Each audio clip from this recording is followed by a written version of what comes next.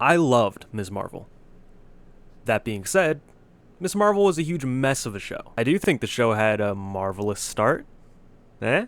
Yeah? No? Okay, I won't do that anymore.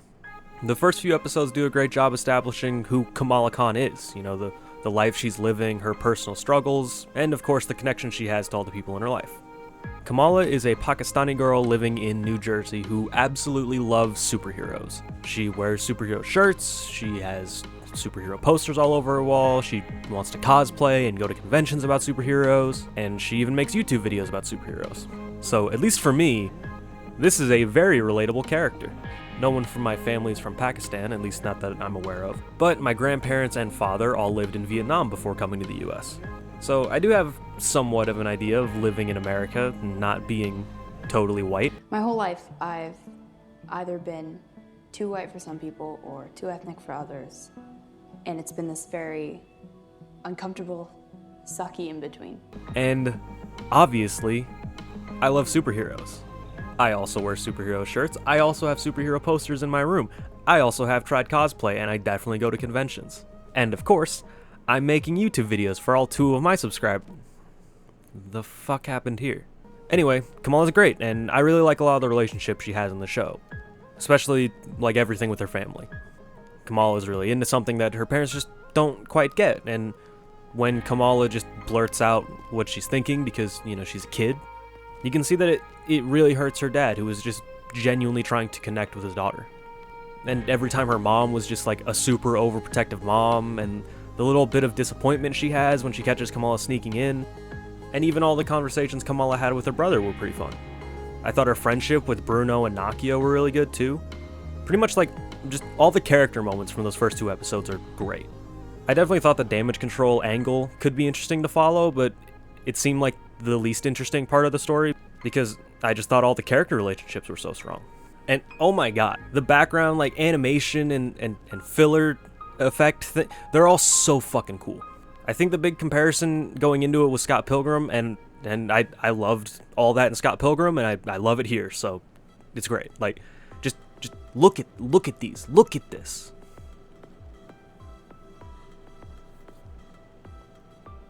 It's so visually pleasing and entertaining. It's constantly giving us something fun to look at, and it doesn't have to be like a big action sequence. I feel like it really gives Ms. Marvel its own kind of feeling compared to the rest of the MCU, but unfortunately it only lasts for like 2 episodes, and I mean, I get it, right? They gave it kind of a story reason because it's Kamala's like head in the clouds visual thing like shown, and once she needs to get like all serious, we stopped seeing it because she's not having as much fun, like she's being more serious and stuff, and like I get it, but I just don't care. This should have been absent for at most 1 episode because it's just so cool and so fun to look at. Come on. The fights suck and aren't anywhere near as visually cool as these animations, so just get rid of all the fights. Marvel doesn't have to be defined by fights, right? We can do more, and just do more of this animation because it's so good. So yeah, first 2 episodes I think were just fantastic. I loved them, but then we hit the 3rd episode, and I think this is where everything starts to go wrong. The clandestines or the Jinn, these guys, like all of these guys, just shouldn't have been here. I don't hate them, but I do think they are the worst part of the show. They are just so boring. Again, the fight scenes suck, and I think besides Kamran, they have like no personality whatsoever. Like the counselor had more of a character than anyone we meet after the 2nd episode, and that it's ridiculous. I get that the point of these guys is to kind of explain like, oh, why is Kamala getting her powers, and like they're her origin, and tie her back to like her great grandmother, and now Kamala even gets to go back to Pakistan with her mom, and some of this stuff is fun, like it is, but it's away from Bruno and Nakia and the rest of her Jersey life, which I just explained. I really liked all that stuff. But we're in Pakistan, and we meet the Red Daggers, and oh my god, this guy died. Oh my god, this guy died. That's crazy. How could they do this? He was in like 2 scenes, and he told a story about dimensions. Seriously, did anyone care when this guy died? Like, not even the other Red Daggers seemed to care. And then, it's crazy. More people are dying. It's crazy. Yeah, I don't care. Did anyone care for when these people died? It's all the setup from those first 2 episodes just got pushed to the side so they could rush this story with the Jinn and the Red Daggers. And now what could have been 2 really cool stories are both just like ruined. Now hear me out, okay? Like right after I finished watching the last episode, I had just like a bunch of ideas. So this is gonna be like what I would have done to fix Ms. Marvel. So just the Jinn, the Red Daggers, and the whole Pakistan story, all the weird flashbacks and time travel dimension. That's all cut, right? That could be a really good like season 2 plot. Just have it be on its own and just not interfere with the rest of the stuff we've already established for this season. And now we can just continue with the story that we were getting from those first 2 episodes. Kamala is figuring out her powers with the help of Bruno and trying to hide it from everyone else. And now Damage Control is our main antagonist, right? Specifically like this lady. Maybe we get some scenes between these 2 and just like they're clearly not on the same page. This lady is going way too far to find Nightlight, right? And this guy has to constantly de-escalate the situation. Like this lady who I don't know her name. Did they say her name? Maybe. I don't care. She could have gone to the wedding looking for Nightlight, and then that could have been the whole like, Kamala has to pull the fire alarm and get everyone out of there to get away from Damage Control lady. So basically anytime the Jinn would have been on screen, just replace that with Damage Control and like these 2. As for Kamala herself, obviously give just more of that family time that works so well, and then it could maybe be like a bigger moment for the whole family when they find out Kamala is Nightlight. And like this can be the big turning point for her mom, and this can be the big moment of forgiveness from her brother, because maybe he's still kind of mad at Kamala for ruining the wedding, but now he would know, and it'd be fine. And her dad can just be like super proud of her for trying to help people. And we could also take some time to dive into Kamala's other relationships, right? With like people like Zoe, right? Who it's established they used to be friends, but have clearly grown apart. They don't hate each other or anything, right? They just don't really talk. So you could try to lean into her as like a bully antagonist to Kamala, but I think maybe like pair them up to work on a project together for school, and then Kamala and Zoe can start talking about their shared love for like superheroes, because Zoe was at Avengers Con 2, and that could be like the start of fixing their friendship, and that could give a little more reason for Zoe to want to help Kamala at the end. I think Kamala and Bruno had a great friendship, and they could have kept bringing those 2 together and further explored their feelings for each other, or shown more of Bruno contemplating going to Caltech, and also Bruno can still help Kamala with her powers and trying to hide her identity from everyone, but they would fail at that, and Nakia would be like the first other person to learn, and then we could go more in depth with that. We got that one time where Damage Control walked in the mosque and then just like walked out, but what if that was a more constant harassment, mainly from this lady, and what if they started like going into people's homes and just arresting random Muslim people, and like that could just be her orders, right? Maybe even show some hesitation from soldiers, give like all of Damage Control some more character. But because it's established that Nakia clearly cares for all of her people, she could be involved with like every time Damage Control tried some shit.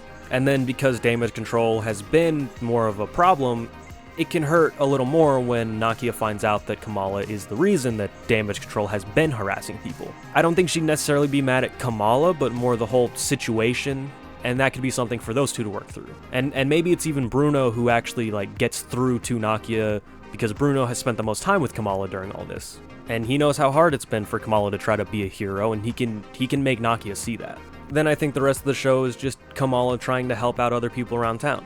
Like really show that she's trying to be a hero. She's trying to do good. But like every time she does, we can see that she understands just how hard it is being a hero.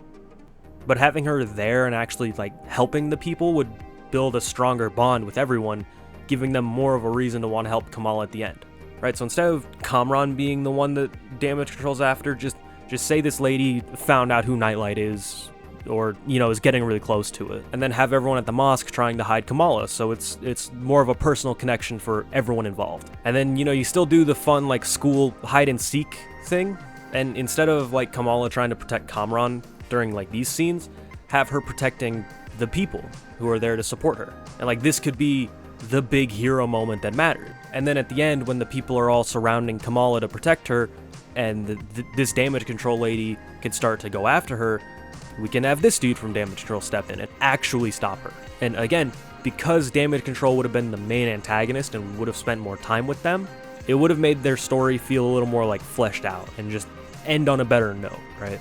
The government kinda sucks in the MCU, like they launched nukes at New York, then they took over the cleanup of New York and took these guys' jobs. And also the government was kinda Hydra, and then also the government made laws to control superheroes and then arrested a bunch of those heroes. The government kinda sucks, and I don't know, it could've been cool to see the idea that, hey, not all the government sucks. Like, just have this dude acknowledge what damage control has done to these people, and maybe have him, try to fix things. Like, have this guy talk to Kamala and apologize and kind of explain, hey, we were just supposed to keep an eye out for possible threats, but it was never meant to go this far without an actual threat, and you clearly aren't a threat, because he would have seen Kamala protecting people.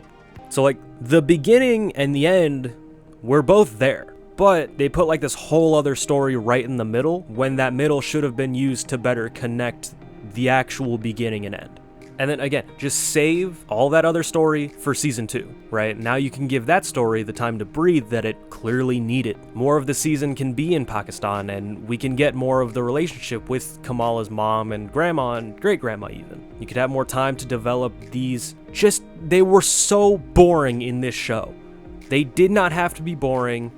Give them time to not be boring. Same thing with the red daggers. I don't care that's how Kamala got her red scarf sash accessory. I think all of those storylines could have worked if they weren't in this weird like 2.5 episode time span that was, again, in the middle of a very different story. Would have been great to have all these storylines fleshed out, but I think when the biggest issue is just not enough of something, I think that's still pretty good, right? Like, this is what everyone's saying about Gore from Love and Thunder, right? We all loved Gore. Christian Bale did a great job performing Gore, but there just wasn't enough of Gore the God Butcher, right? And I think in a similar sense, it's all the same issues here. Everything that was introduced was super cool. It just didn't have the time that each element needed to be great. I still think everyone was really well cast, and I really liked all the performances we got. Like, it really is just that the stories weren't finished, and also, fight scenes suck. Do this animation the whole time. The whole time. It's so good. Why wouldn't you commit to this? I don't, was it a budget thing? Was it a time thing? I don't think anyone was actually sitting here like, I need Ms. Marvel today. You could have pushed this one if you just wanted more time to do these edits. I don't know. I'm excited to see what we get in the future, and I think I'm more excited now for the Marvels than I was after like seeing Captain Marvel. So anyway, thanks for watching. I have more viewers than I previously did, and it's great. I still don't know what I'm doing, so if you have any suggestions or constructive criticism, it's a lot more appreciated than you think. So I don't like tell me what kind of videos you guys want to see, or let me know if you guys liked me kind of ripping off Nando v Movies One Small Change videos, because I can do more of them. I can do more until Nando v Movies acknowledges me. But like also like small stuff, like is the music too loud? Do I talk too fast or too slow? I won't sound smarter ever, so don't expect that. And also like topics of other videos, right? Like I could talk about Thor. I don't quite have a lot to say right now, but if I don't know, someone wanted to hear me talk about Thor, I'd talk about Thor, that's fine. So, yep, just thank you all so much for watching, for subscribing. I wasn't ready for it. It fills me with constant anxiety, and I'm terrified at all times now. So, that's great. Just, thank you, I guess. Okay, bye.